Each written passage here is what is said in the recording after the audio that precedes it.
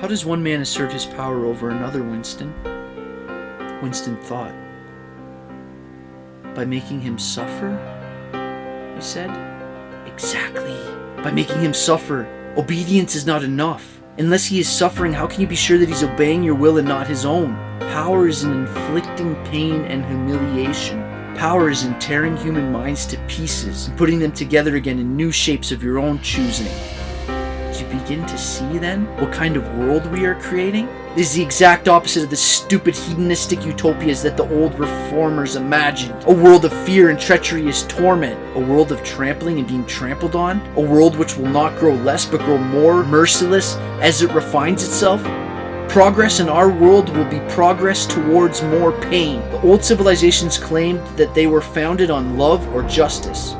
Ours is founded upon hatred. In our world there will be no emotions except fear, rage, triumph, and self-abasement. Everything else shall be destroyed. Everything! Already we are breaking down the habits of thought which have survived from before the revolution. We have cut the links between child and parent, and between man, and between man and woman. No one dares trust a wife or a child or a friend any longer.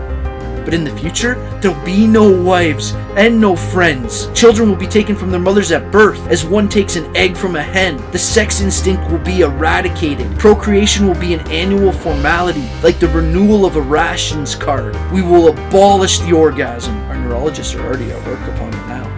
There will be no loyalty except loyalty towards the party. There'll be no love except love of Big Brother. There will be no laughter except the laughter of triumph over a defeated enemy. There will be no art, no literature, no science. When we're omnipotent, we shall have no need of science. There'll be no distinction between beauty and ugliness. There will be no curiosity, no enjoyment of the process of life. All competing pleasures will be destroyed.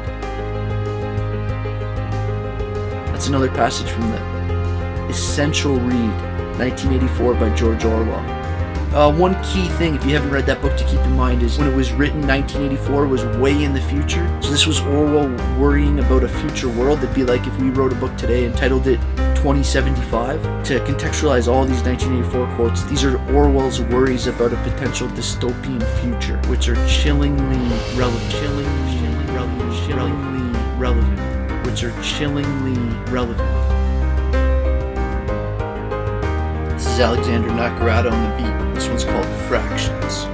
Cheers.